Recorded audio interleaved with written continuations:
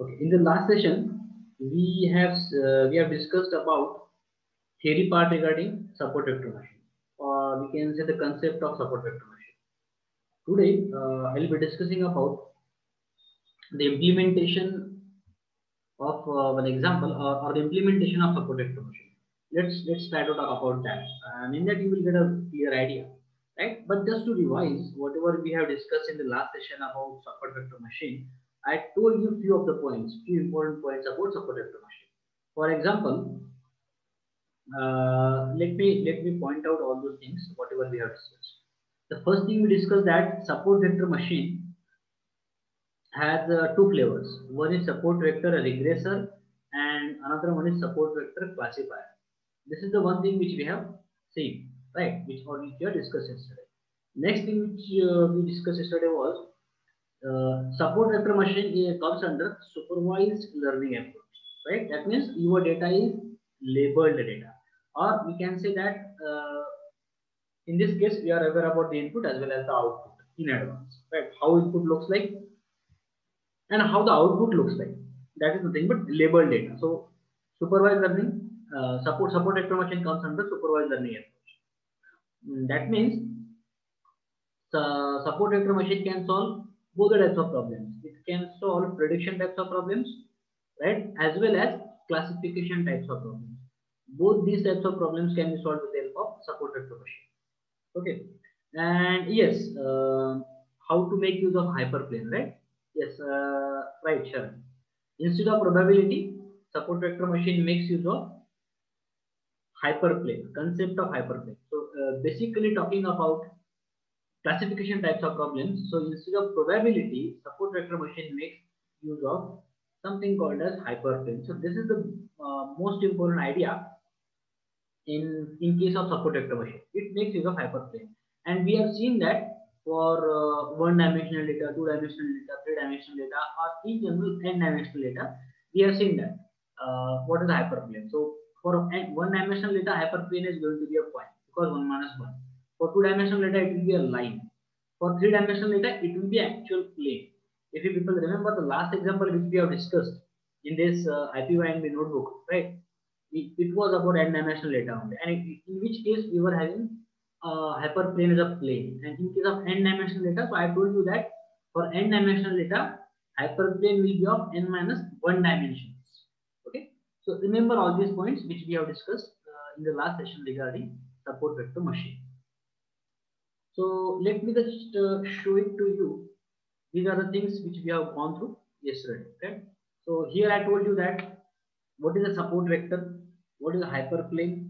Okay, and one more thing I actually forgot to write on there, that is maximum marginal, right? Maximum margin. So let me show you this particular diagram. See this one.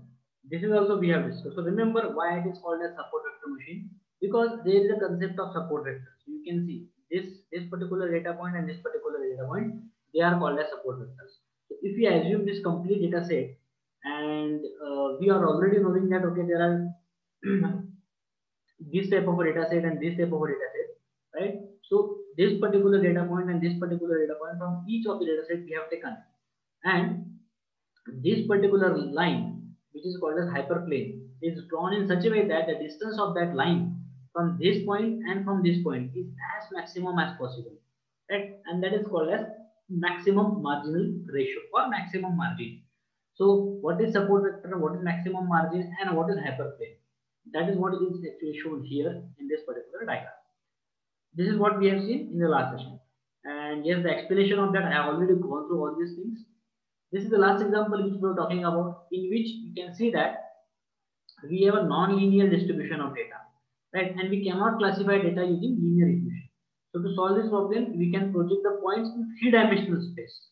See, whatever the data we have, this is non-linear, right? Now, what are we going to do? We are just going to project this particular data into three-dimensional space and then derive a plane which divides the data into two parts, and that is nothing but this particular plane, right? So in theory, that's what a kernel function. Yes, kernel trick also we have discussed, right? Kernel trick, and under kernel trick, I told you there are different ready-made functions which are available, right? For example, something called as radial basis function. This is what we have discussed yesterday. Then there is something called as sigmoid function. Then there is something called as polynomial function. So one needs to remember all these names as talking about exam point of view. You should know all these names, right? There is something called as hypertangent. Okay, there is something called as linear model. So these are the examples of methods which can be used as a kernel trick, which is what we have discussed in the last session. Okay, so in this diagram you can see this is how we can actually go and we can come up with a plane. So all these things, whatever we have seen, all these things were theoretical discussion about these concepts. Let's try to move and try to talk about one example where we are going to implement support vector machine. So as I told you, support vector machine has two flavors. One is support vector regressor and another one is support vector classifier. So let's see one by one. First example we will try to talk about is about classification. So here in this case, I am going to make use of this particular data set. Wine quality dash rate.csv. Let me first of all show you the complete data set. I will have to, I think, let me check. I will have to go to that particular directory where this particular data set is stored. Okay, so let me check where it is. Yeah. So this is the directory. Yeah. So here you will be able to find out this data set we have already seen. Admission underscore prediction we have already seen. Yes, wine quality dash array. Let me open this CSV file. So it's a CSV file. It's a CSV data set, and this data set is all about wines, right? What we need to do is, depending on all the features, all these features, we need to classify wine into according to the quality. See, for example, if you are able to see all these columns, all these features, let's try to understand all these things. These are all the attributes or the features you can say, and yes, we are going to make use of this one as the input and output data. So as I told you that support vector machine is a, so it is going to follow it is a supervised learning approach. It is going to make the supervised learning approach. Okay, so obviously there will be input as well as output. That means we will be aware about input as well as the output in advance. Let me first of all talk about the data itself.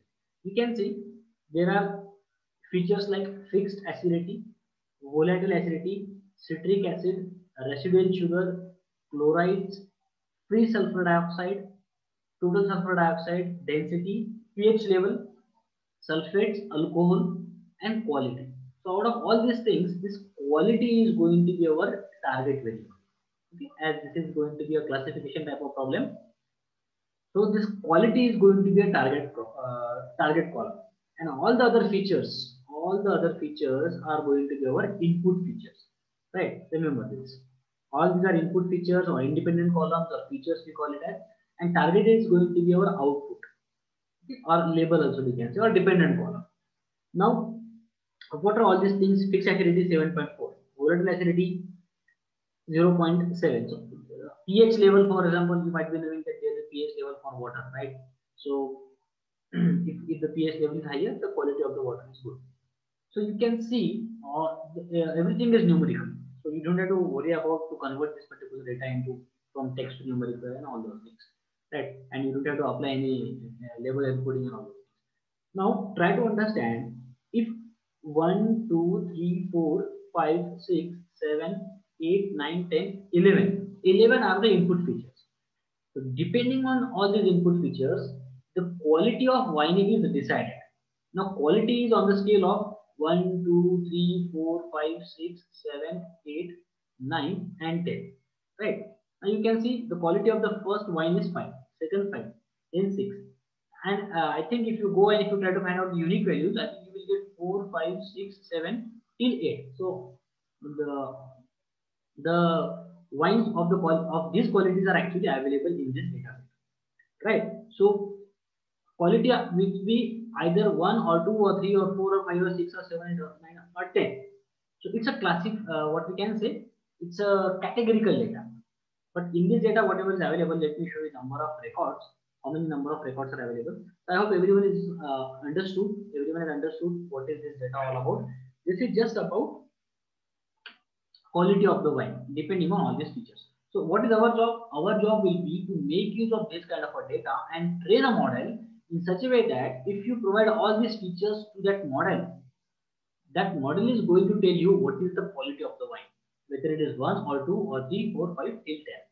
Right. So if I go and if I scroll down here, let me show you total number of records which are available in the CSV file.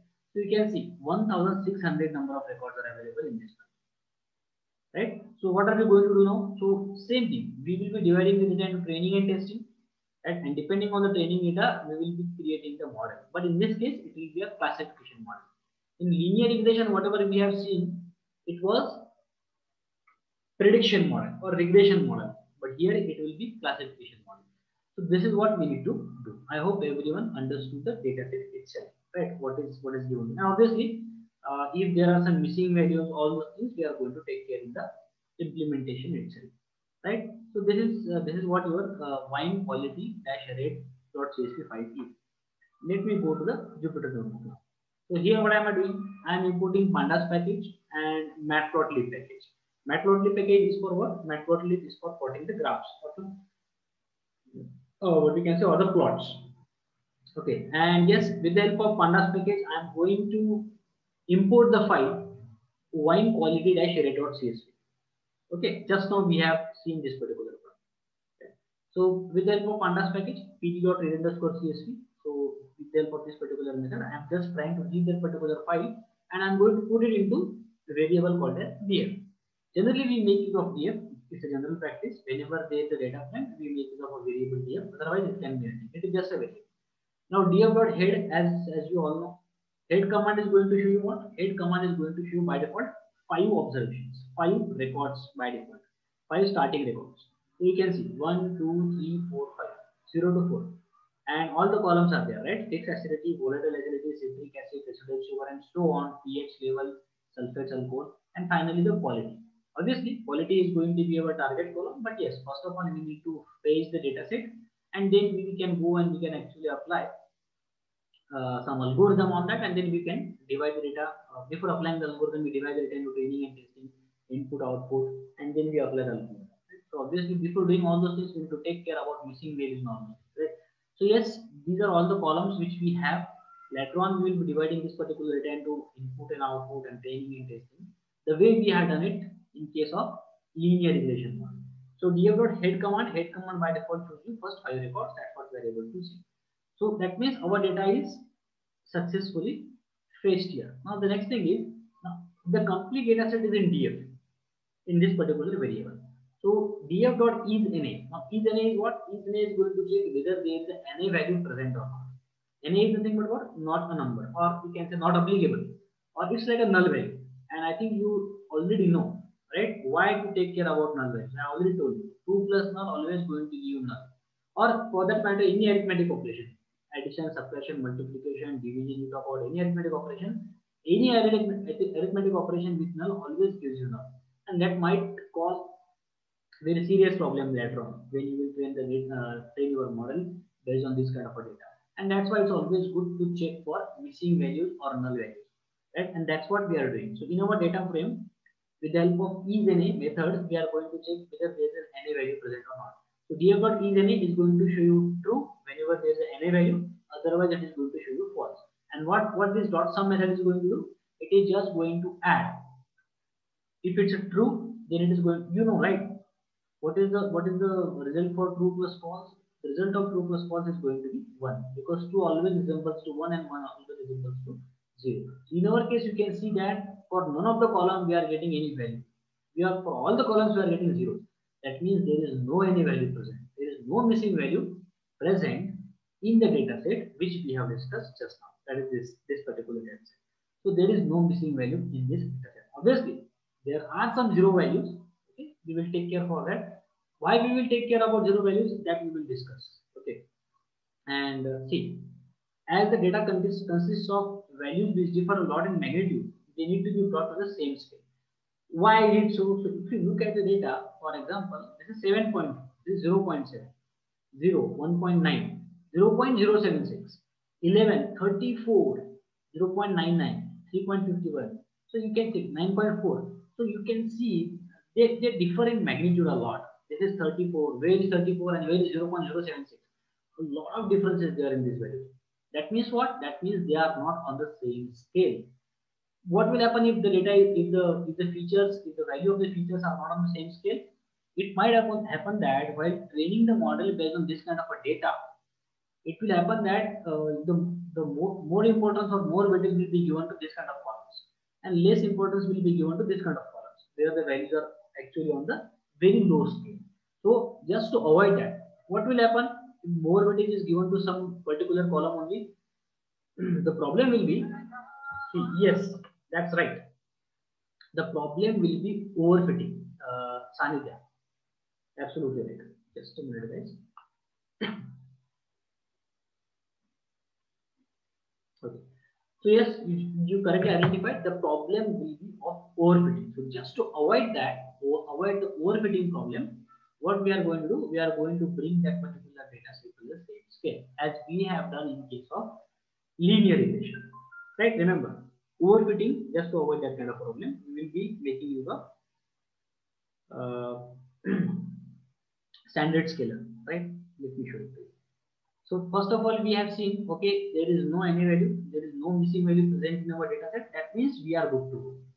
Okay, so here you can check as the data set is not on the same scale. As I told you that we are going to make it of standard scalar. So I am just going to import the library, this particular thing, this particular method, standard scalar, from sklearn, that is scikit-learn pre-processing. Right, so this is a part of a pre-processing of data. So what am I doing? We are calling standard scalar and we are creating an object of that. That is nothing but scalar. And what are we doing? Scalar dot fit underscore transform. This is the method which is going to help us to what we can say to bring the data to the same scale. As I told you, see, as I told you, if you remember, take the square root of all the values, or maybe take the log of all the values again and again, till the difference between them is negligible. Square root and log, this is the example I am trying to put in front of you. In reality, it might not happen like that. Internally, this standard scalar is going to apply whatever is needed on that particular data set according to the data. First of all, what are we doing? Scalar.fit underscore transform. Okay, whatever we got in scalar. So, except this particular column, that is quality, right? All the other columns we are going to, so df.drop labels equal to quality and axis equal to 1. So I hope you remember this df.drop. What is axis? When you axis equal to 1, whenever we write on axis equal to 1 in Panda, that means column. We are talking about column or the features. So accept quality column. Why? Because quality column is our output column. So we don't have to actually standardize that one. So we are not going to apply standard scalar on quality because it's an output column.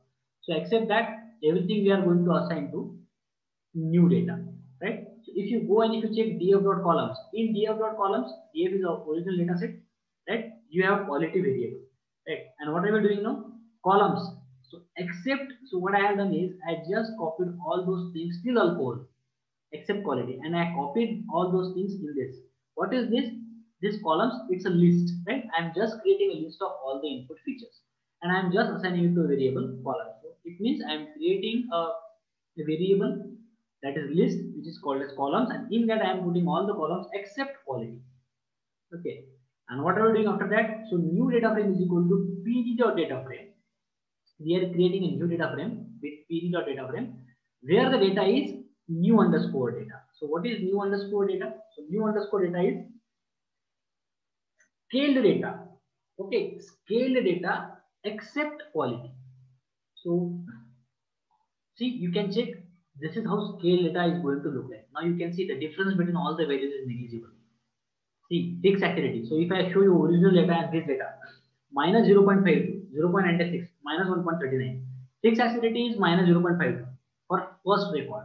If I go and if I show you original data, see, fixed accuracy was 7.4. So why you are able to see this kind of a thing in the data set itself? See, here we have used head command. That's why we are able to see only 5 records.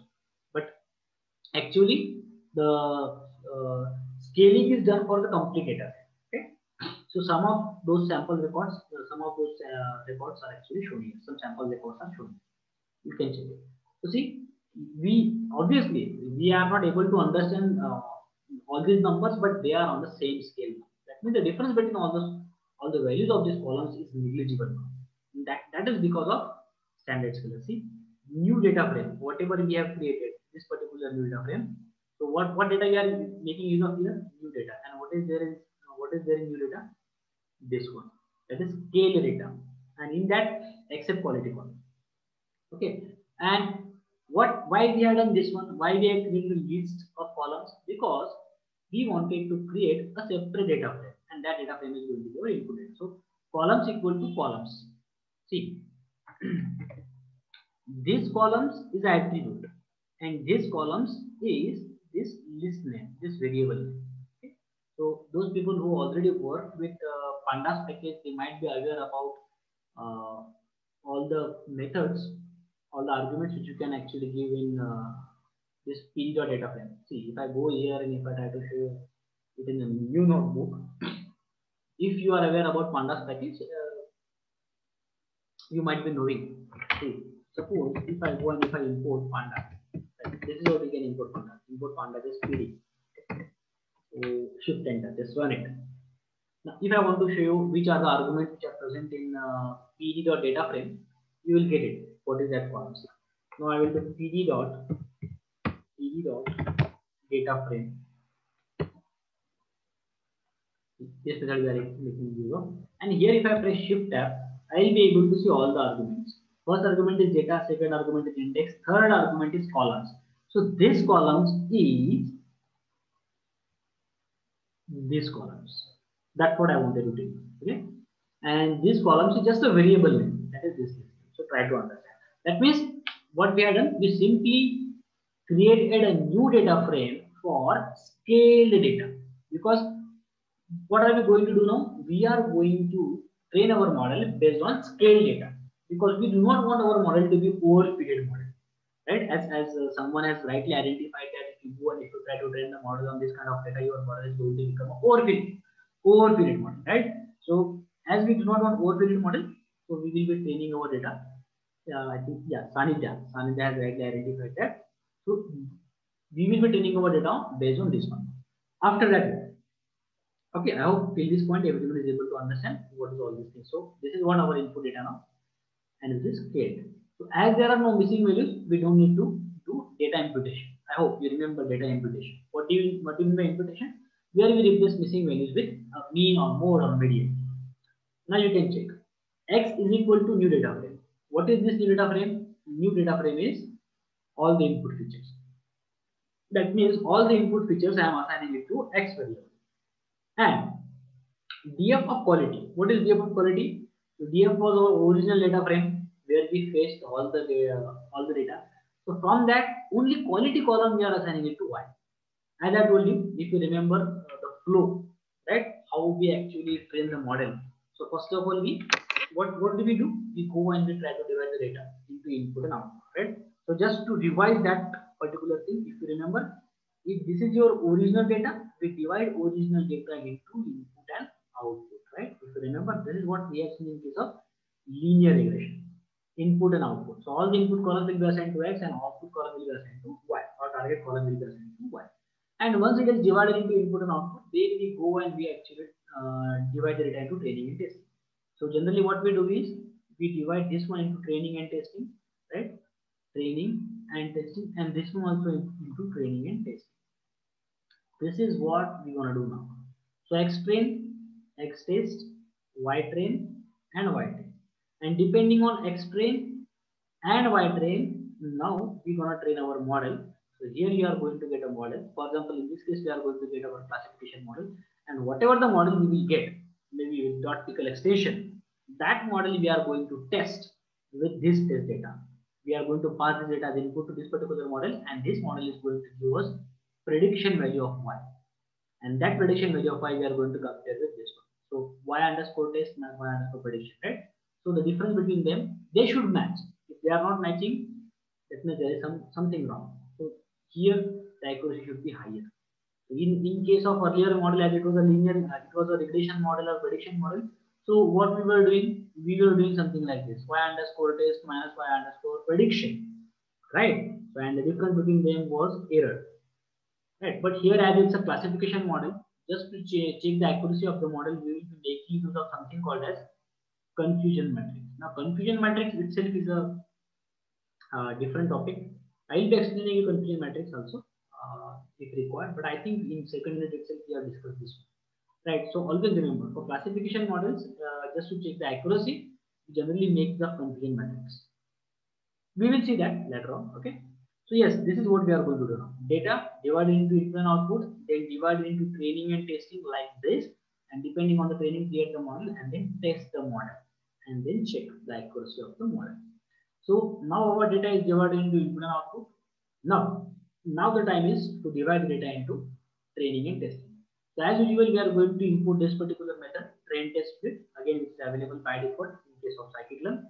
So where it is present in scikit-learn? So in scikit-learn, it is present in model underscore selection. So from model sklearn.model underscore selection, I am going to input train test split. Now, as we have imported train test split, now see train x or x train, whatever the variable name you use, no problem. These are just the names of the variables. Okay. Train x.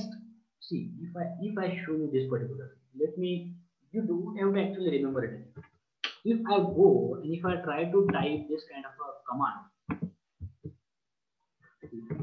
from scikit-learn, I think I will have to check whether it will run in my case or not, because otherwise I will have to import from scikit-learn.model underscore selection, import train test split. What I want to show it to you here is, I want to show you which are the arguments which are present in train test split. There is actually a good help. See, this command has run successfully in my case. Now, what I can do is just go here and type train and press tab button.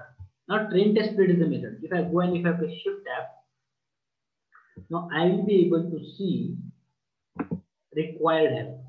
In the help, if you go and if you try to see, you will get a very good example, right? You don't have to actually type anything. See, here they have given a proper example. X train, X test, Y train, Y test, train test split, X, Y, test size, and random state. Just go here and copy it, right? And just go here and copy it. See, same example. Just remove this one, and now this is the command. See, X train, X test, Y train, Y test. These are the variables. Train test splits is the method. X is the input variable, Y is the output variable. Test size, that means what is the percentage of the data you want for testing. If 33% is for testing, that means remaining will be for training. One and the same thing. And random state, I already told you, this can be 40 to 1000, whatever you want, right? It is just going to give random values. So see, this is how we get this particular method. This is how we write it down. And that's what I have done here. Just variable names have changed. Train X, test X, train Y, test Y. Otherwise, you could have put it as X train, X test, Y train, Y test. This is for those people who are not aware about all these things. That's why I'm telling all these basic things. Those who are aware about all these things, no problem. That's good. Okay, so train test split. In our case, input variable is X, Y, test size, same thing. I could have done it as 33%, 30%, whatever. Random set 40%. This is what is going to divide your data into training and testing. So if you want to see the values of input training data, output training data, input testing data, output testing data, you just need to type the names of this variable. That's it. You will be able to see the data. So as we have 1600 number of records, so 33% of 1600 will be used as a testing data, and obviously the remaining 67% will be used for training. Okay. So once the data is divided into input and output and then it is divided into training and testing, now the time is to call support vector machine, right? And as this is a problem of classification, so I am going to import support vector regression, support vector classifier. That is nothing but SVC, right? At the start, and even in the yesterday's session, we already talked about this, that support vector machine is available actually in two flavors. One is support vector regressor and another one is support vector classifier. So as this is the problem of classification, as we want to find out the class of the wine depending on the features, That's why I'm going to input support vector classifier. So from scikit-learn.support vector machine SVM, I am going to import SVC, support vector classifier. So here I am calling SVC and I am creating an object of SVC called as model. And then what are we doing? This is actual training. Model.fit. .fit method variable is there. It means actual training. And we want to train the model based on which data? Based on training data. So train X is input and train Y is output. So model.fit train underscore X train underscore Y. This is actually the command with the help of which training is going to start. Now here you can see there are these arguments you will be able to see. Obviously, there will be meaning to each and every argument here. So, if you remember, yesterday when I talked about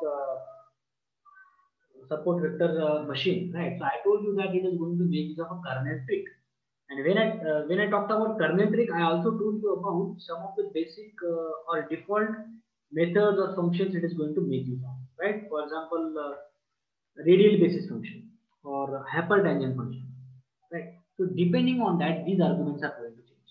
So if you remember, I told you support vector machine by default is going to make use of a radial basis function, right? And the equation of radial basis function which we talked about yesterday was something like e raised to power minus gamma a minus b whole square, something like that. Where I told you that this gamma is nothing but the weightage or the contribution given, right? And this a is for the first point and the e is for the second point. Point is nothing but the feature, value of the feature, right? And along with these things, now if you talk about this particular thing, model.fit. So this model.fit, while training your model, it is going to make use of kernel trick, which is going to make use of radial basis function. Okay, so you will be able to see some of the arguments. Like one important argument is C, right? Here somewhere here you will be able to see gamma argument. Say gamma is scale, and which kernel method it is making use of? See, kernel method is RBF, radial basis function. This is what I was trying to talk about yesterday. Probability equal to false. Why it is false? Because support vector machine is a non-probabilistic algorithm. That means it does not make use of probability. See, this is what I was trying to talk about. That's why probability is equal to false, right? Verbose equal to false means how actually what we can say. Whenever we write down verbose equal to true, that means how verbal your model training is. It means when the training is going on, whether you want to see the values of all the arguments or not. So if you go and if you try to type verbose equal to true, you will be able to see the change in the values of the arguments, right? For the time till the training will go on. But in this case, as the data set is very less, so that's why you will not be able to see the training. Right? It will not go on for that much longer period. But yes, try to understand. C is equal to 1.0. Gamma is equal to scale. Kernel is RBF. If you go and if you try to make it as hypertangent or sigmoid, you can go and you can check it. Right? Definitely, you can try it out. What is this C now? If I will just try to talk about some of the important methods here. This C argument is actually similar to something called as regularization parameter. Right? A regularization parameter in case of linear regression, or for that matter, for any machine learning model, if you want to develop, there is something called as regularization which you can apply.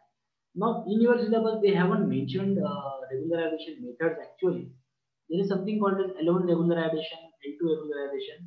These kind of methods are available. But let me tell you why do we make use of regularization. So, this is just to take a control on variance.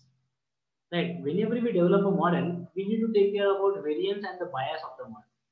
So, if there is high variance, we actually try to take control on that with the help of regularization methods.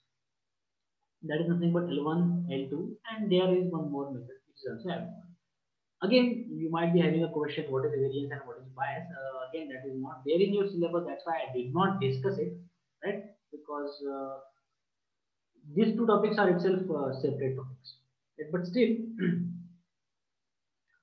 variance is different. Regularization is a different thing, and normalization is a different thing. Normalization is nothing but what? Normalization is nothing but your data should be symmetrical.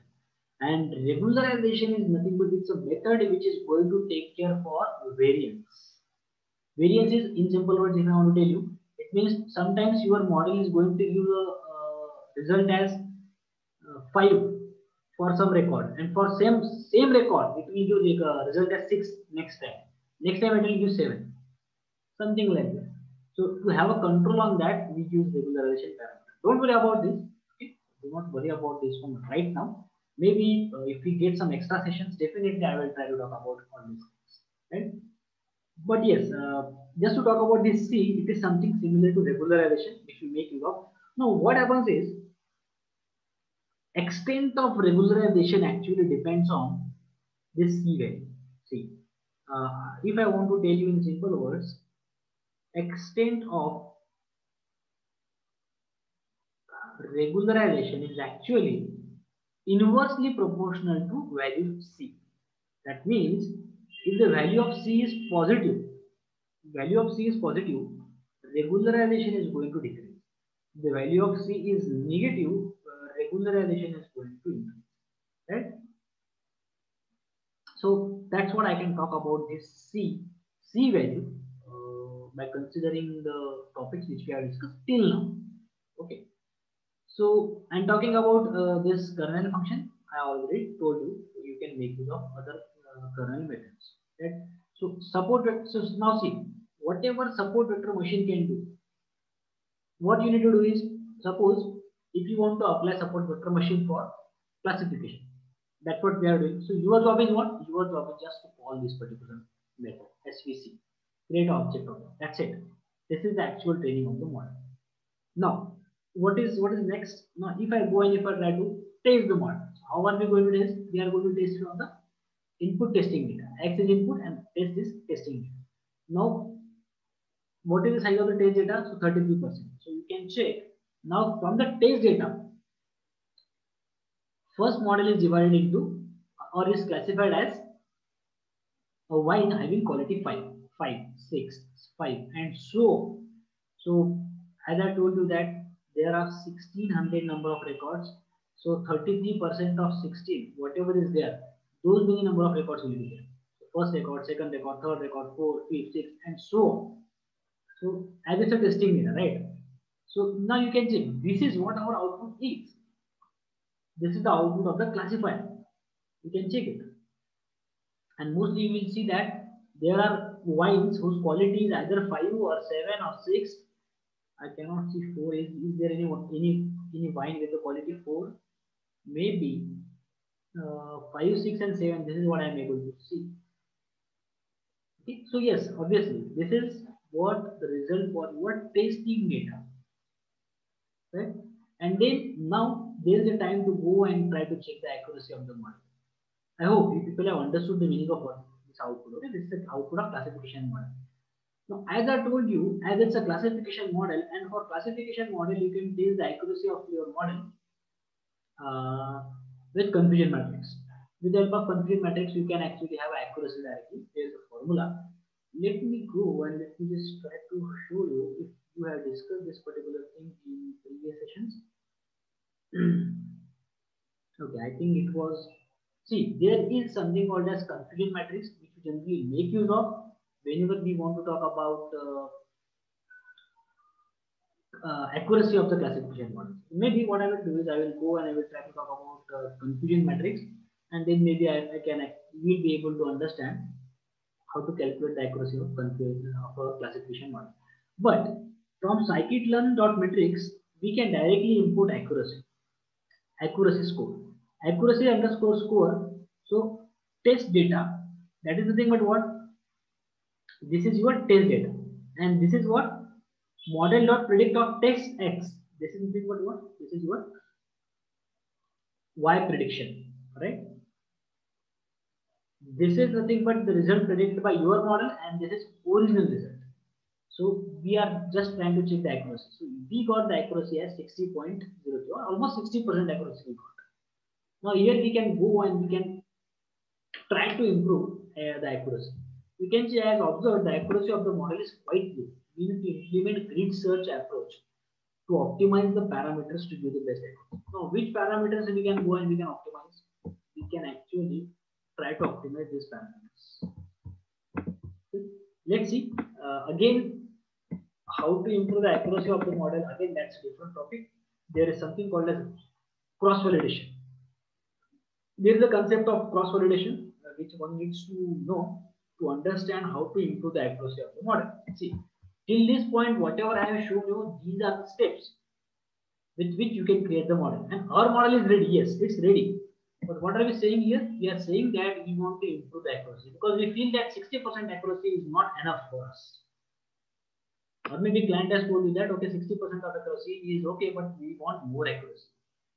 What we can do is we can make use of something called as cross validation. Let me show you in short how we do that. So from scikit-learn, we from scikit-learn.model_selection we import grid search cross validation. Now what we do here is we pass some parameters, we pass some sample values to some of the arguments. Like C, I told you what is this C? C is similar to regularization parameter. So if you remember what was the value of C by default? The value of C by default which was taken by algorithm was 1.0 or 1.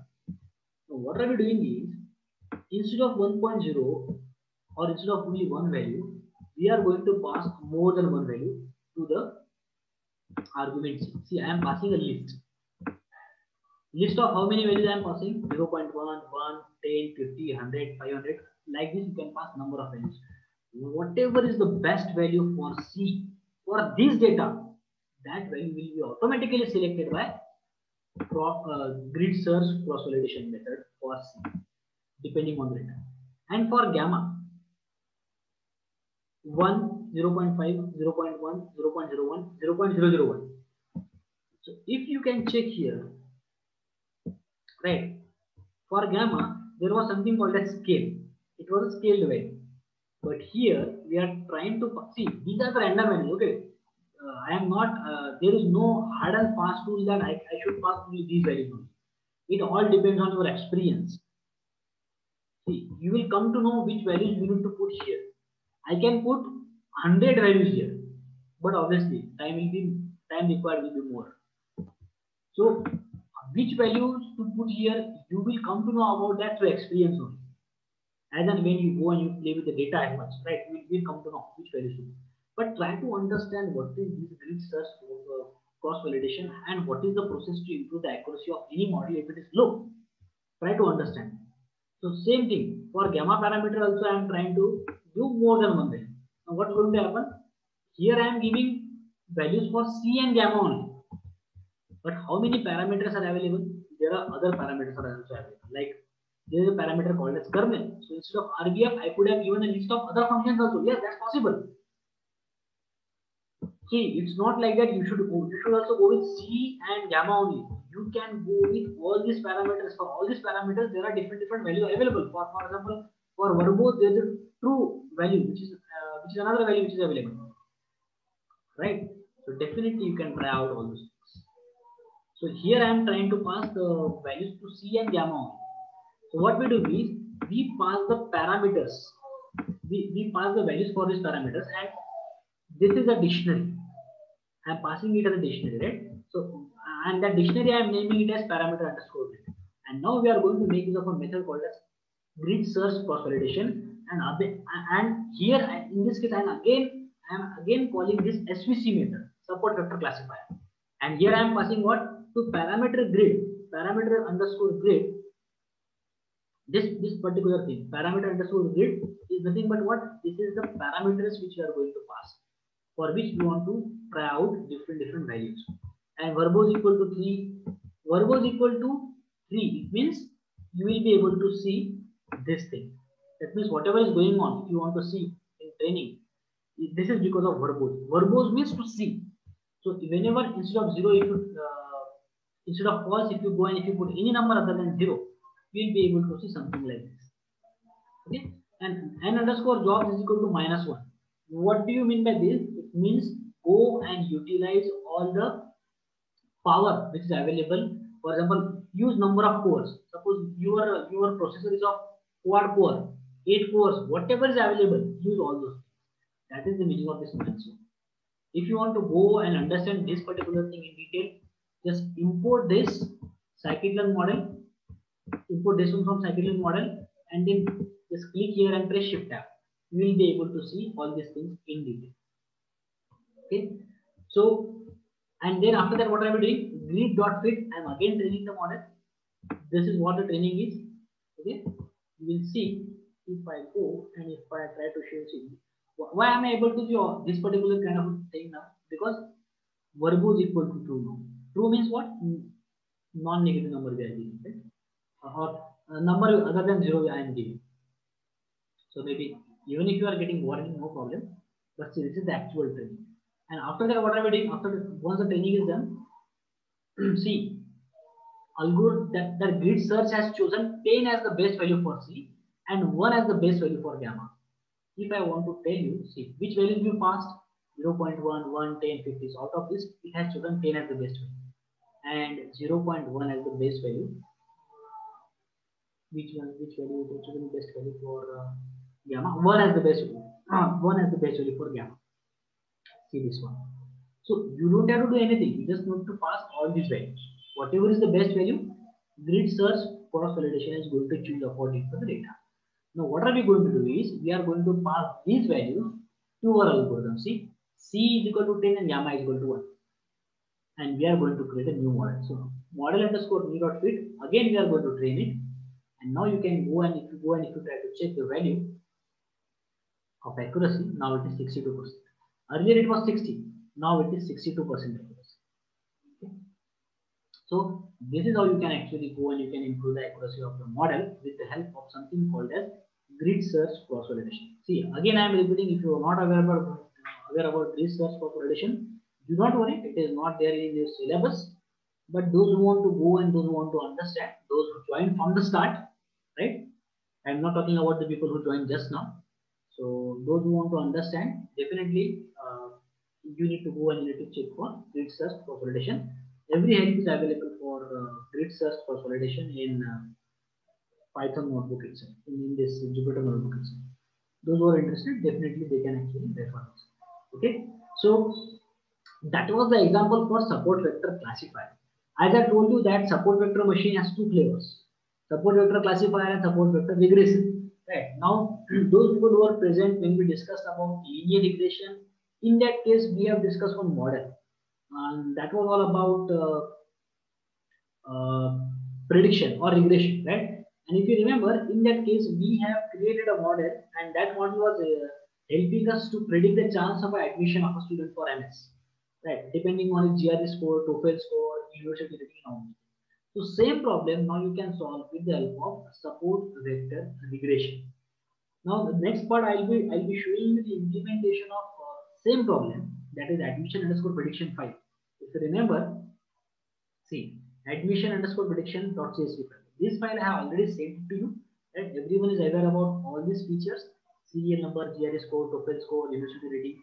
But the thing was that we actually created a training model, we actually created a prediction model, or we trained the model with the help of linear regression. But this time what we will be doing is, we will be making use of same data.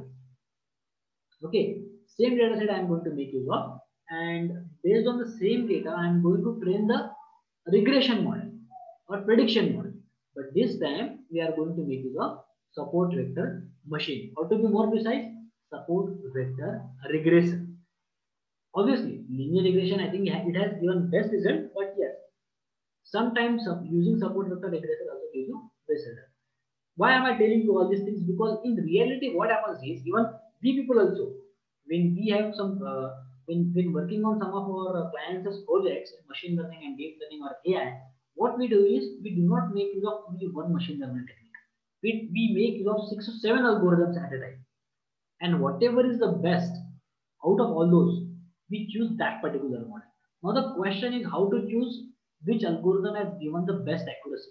So there is something called as ROC AOC score, receiver operator characteristic area under the curve. Again, that's not a part which is there in your syllabus, but yes, I just wanted to tell you why to talk about all these algorithms.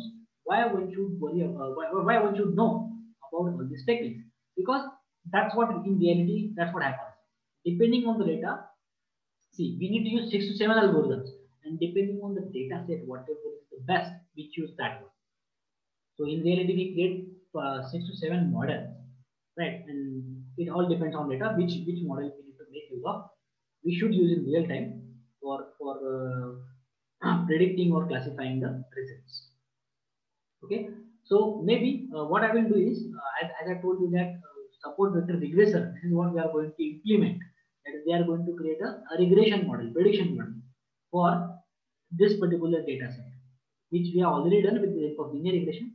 But we will do the same thing, but with the help of support vector machine, and that is nothing but support vector regressor. This is what I am going to make use of. Same thing I am going to use, but the only difference will be here I will be making use of support vector regressor. So if I want to show you that particular method, see, this is what we are going to make use of. Earlier we used support vector classifier SVC, now we will be using support vector regressor. Okay, so maybe this will continue in the next session. So for today I will stop here. Now you can send your numbers and names.